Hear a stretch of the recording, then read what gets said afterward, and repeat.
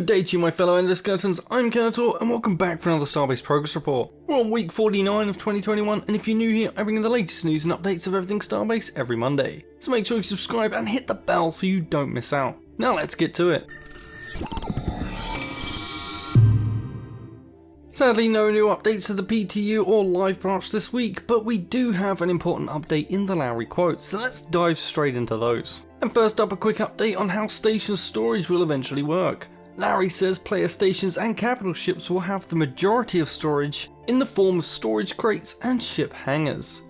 Inventory version 2 is very much needed for cap ships and moon stuff. And for those wondering about the hangar capacity for ships, it will fit many ships but is limited. Only ships are special storage items in hangars, everything else will go to crates. Now this is not new news, as I've covered Lowry saying before, when stations do make the switch, items will be mailed back to the character that are over the storage limit. Physical storage will be good as it gives more of a reason to build up your stations, and for others to come and take it. But Inventory 2.0 is needed but not yet with us. We can't have capitals and moon mining without it. Thankfully, Lowry has an important update here and says he thinks that just a week ago another 10 or so bugs were fixed from Inventory 2.0. Though the first version of it is already on the PTU, which contributes to discovered bugs, there's not much happening this year, he's afraid. Maybe a few new PTU patches, but that's it. And if you didn't know, the windowed inventories use Inventory 2.0 tech, so it's coming along. But the main takeaway here is the news that the big cap ship and moon mining patch won't be coming to live this year. This is a major downer on those that have been wanting to kick back into the game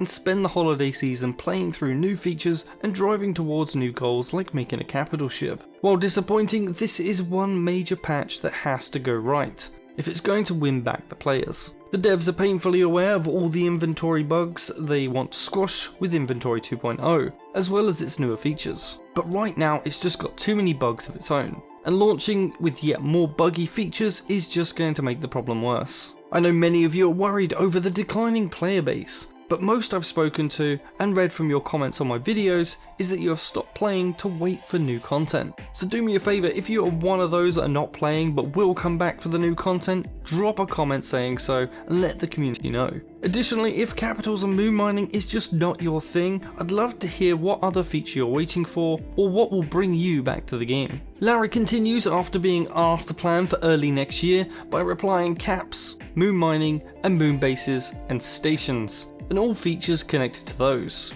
And Siege, with one possibility, is all at once. He says it's a totally different game, but they have been working on some parts for 2 years already, and all of them over a year. Factories will contribute to research too, so that stuff turns also to something bearable. Hopefully it's become evident to a lot of you by now that there are so many supporting interwoven features that come with these new main features, and it's certainly going to be a big update. But at least now we have some sort of time frame for it all, and you can either choose to spend your time playing something else while you wait, or at least not be wondering every week if this is the week we're going to get something. Until then, however, we do have some brand new images from the gallery to tie over some of the excitement till then. And our first image is of a brand new armor set. This one's very minimalist and barely adds anything to the base Endo itself. This could be good for those that like the base Endo look and just want to add a small bit of colour once we get those new cosmetic systems in place. We've also got more billboards again. This version seems to be modular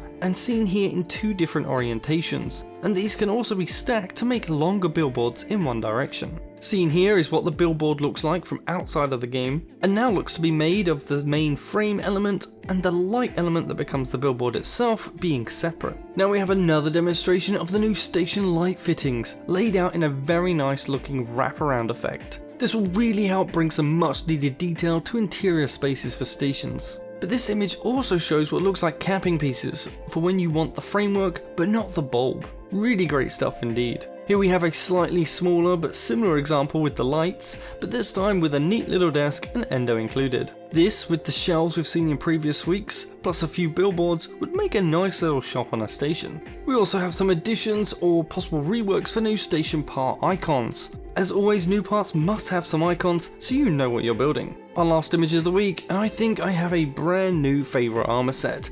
This is looking sharp. I really can't wait to start mixing and matching the available different armour sets, as well as messing with the colours. To that end, I'm hoping Frozen Byte take the time and put in some sort of interface for picking and part decoration of these cosmetics, and just allow the purchase of the parts straight from it, because buying all these parts just to be able to see them going in and out of inventory to equip them is just not fun. I've done it a bit with just the few current sets that we have, and there is huge room for improvement here. Player identity is hugely important for games like Starbase. As well as many other games, players can spend hours alone perfecting the look they want to have. This is, in my opinion, one of those things that should definitely not come in piecemeal to the game. This needs to come fully fleshed out for usability and simplicity for the player, and then it's something we can really get excited for. This week's progress report is an update on standard ships, and kicking off with the ship repair options.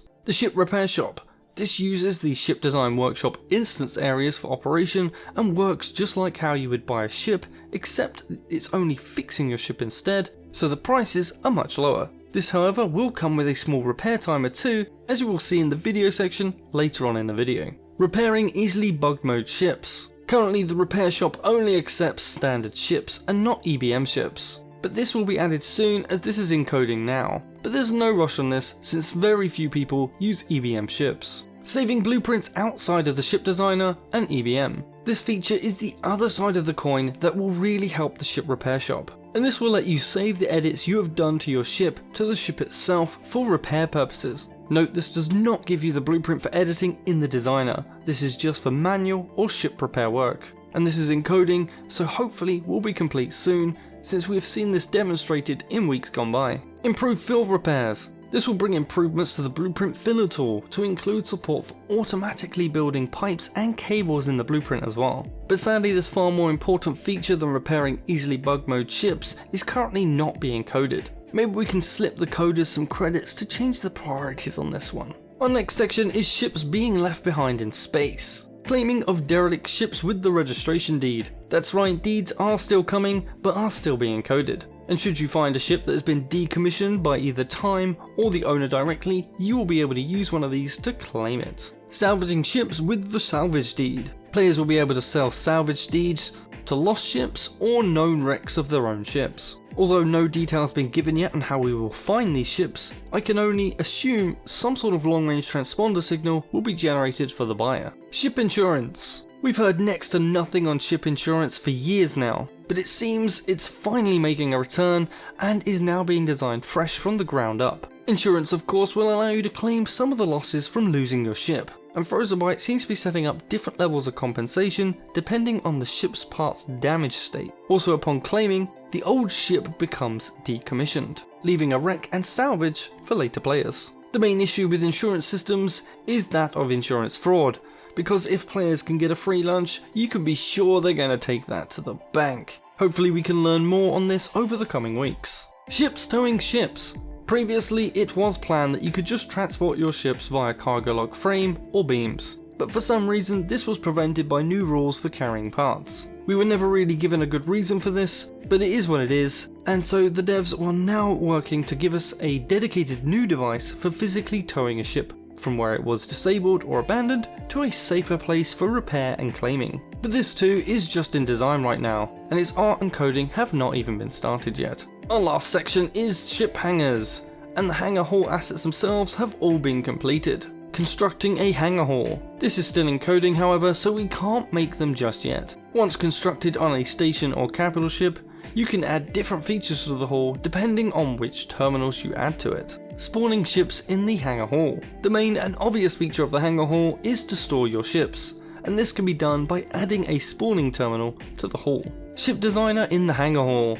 That's right, you've asked and asked for this feature, and while designed, this feature is currently not yet started for coding, but this too will be enabled by adding a ship designer terminal to the hangar hall. Ship repair shop in hangar hall. This feature is in the same state with coding not yet started, but again will be enabled by a simple addition of another terminal. Hangar hall access. The final piece of the puzzle is of course access controls for the hangars themselves, but this hasn't started coding yet either. This will also probably be last on the list as the other features are verified as working as intended before they can work on limiting on who can use them. And we're not done just yet. I want to give a quick highlight to a video from this week's report, showing the fully working repair shop. You can see this is just like buying a ship from one of the shops. You can see the same part listing of what's required and what you have, as well as the price for the repair itself. Something new here though is the time for repair, and in this example it's only a small ship from Duratech, and it only needs 1 minute and 39 seconds. This will no doubt be much longer for ships that are much bigger,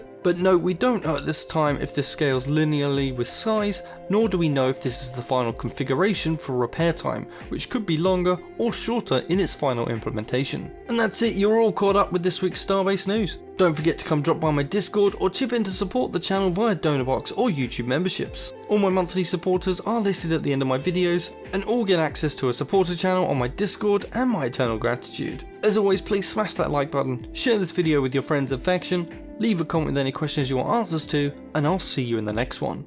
Kenetor, out.